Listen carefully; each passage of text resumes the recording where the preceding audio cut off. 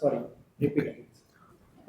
आज आम्ही नाशिक शहरामध्ये दोन विषयांवर लोकांना आवाहन केलं होतं की जर तुमचे काही विषय असतील जे तुम्ही ॲप्लिकेशन दिलेले किंवा एखादा केस तुमचे ॲप्लिकेशनवर किंवा मुद्द्यांवर दाखल असेल आणि तुम्हाला त्याच्याबद्दल माहिती हवे असेल आणि किंवा जे काय चाललेलं इन्व्हेस्टिगेशन वगैरेमध्ये किंवा इतर काही गोष्टी असतील जे तुमचे काय डिस्प्यूट असतील, काही असे लोक असतात जे लँड ग्रॅबर्स असतात किंवा इतर अशी गोष्टी असतील.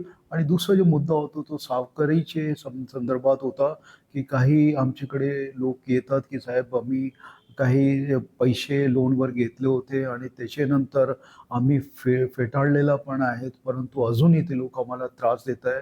आणि हे असे विषयांवर काही आम्ही पाहिलेलं आहे की काही लोक आत्महत्यापर्यंत पोहोचतात किंवा स्वतःला संपवून टाकतात. मग हे जे मुद्दे आहे आज आमच्याकडे जवळपास 200-250 लोक आले होते आणि त्यांची वेगवेगळ्या प्रकारची तक्रार होती. ते तक्रार आमचे पोलीस निरीक्षक होते पोलीस कमिशनरेटमध्ये, ते त्यांनी ऐकून घेतली आणि नोंद घेतलेली आणि त्याच्याबद्दल आम्ही कारवाईही केलेली आहे. तसेच त्याच वेळेस डी-सी-पी आमचे संबंधित 5 जूनचे होते, तसेच ॲडिशनल जी-पी आणि आम्ही स्वतः होतो तिथे. हे जे आहे ते आम्ही असं करतोय की लोकांना न्याय मिळावे, लवकर मिळावे आणि जर त्यांची काही तक्रार असतील तर ते त्याच्या समाधान त्यांना मिळालं पाहिजे. सर, बरेचदा काय तर रजिस्टर करून थोड्या चुका होतात. कारण एकाला जर रजिस्ट्री करून दिल्याच्या नंतर तोच रजिस्टर दुसऱ्या आणि तिसऱ्या लोकांना सुद्धा करून देतात. अशा वेळेस आपल्या विभागामार्फत रजिस्ट्रारना सुद्धा हे अगदी बरोबर आहे. ही पण आमचे निर्देशनास आलेलं आहे की ज्यावेळेस रजिस्ट्री असतात एक माणूसची आणि दुसरा माणूस पण त्याच्यात डिस्प्यूट क्रिएट करतात किंवा लँडबद्दल अजून एक आखणी पत्र वगैरे असं काही आणतात. मग हे जे आमचे समोर हे मुद्दे आलेले आहे आणि त्यांच्यावरही आम्ही जर कोणी त्यांच्याशी मिश्रित असला म्हणजे इन्व्हॉल्ड असला संबंधित डिपार्टमेंटच्या, तर त्यांनाही त्याच्यावरही आम्ही कारवाई करणार आहे. कारण त्या डिपार्टमेंटची जिम्मेवारी आहे एक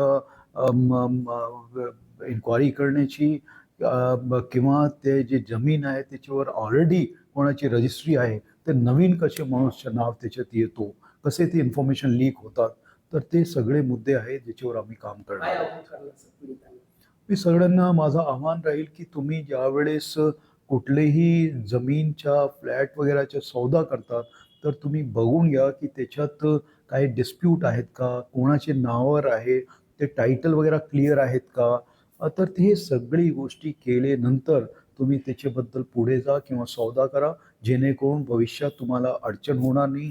एक SOP पण आम्ही इतर डिपार्टमेंट्सला विचारून एक डिक्लेअर करणार आहे की असं जर त्यांनी केला तर त्यांना लोकांना जे याच्यात जातात किंवा जमीन सौदे वगैरेमध्ये तर त्याच्या त्यांना फायदा होईल. थँक्यू.